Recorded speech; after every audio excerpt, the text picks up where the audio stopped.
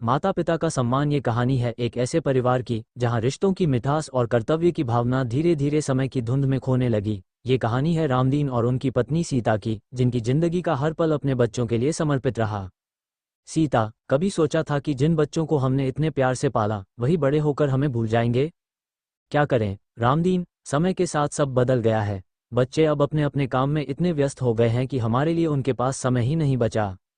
सुनिए, मुझे ये रोज रोज का काम बर्दाश्त नहीं होता। आपके माता पिता हैं तो उनकी सेवा आप कीजिए, मैं क्यों उनकी चाय पानी का ध्यान रखूं? ठीक है, मैं देख लूंगा, लेकिन तुम उनकी बातों का बुरा मत माना करो।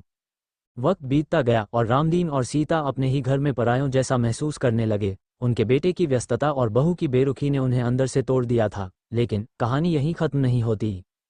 मुझे लगता है कि मैं अपने माता पिता से दूर रहकर गलत कर रहा हूँ। उन्होंने मेरे लिए अपनी पूरी जिंदगी लगा दी और मैं यहाँ अपने आराम में व्यस्त हूँ। भाई, ये तो समय का चलन है। सबके माता पिता अकेले रहते हैं। लेकिन क्या ये चलन सही है? अगर उन्होंने हमें अकेला छोड़ा होता तो क्या हम आज यहाँ होते?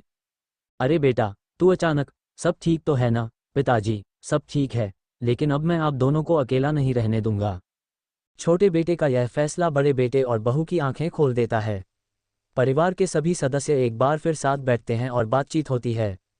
पिताजी, माँ, मुझसे गलती हो गई। मैं अपने कर्तव्यों को भूल गया। अब से आप दोनों की हर खुशी मेरी जिम्मेदारी है। माँ जी, पिताजी, मुझे माफ़ कर दीजिए। मैंने आपको समझने में देर कर दी। माता पिता का सम्मान करना हमारा धर्म और कर्तव्य दोनों है। वे हमारे जीवन के वो स्तंभ हैं जिनके बिना हमारी पहचान अधूरी है।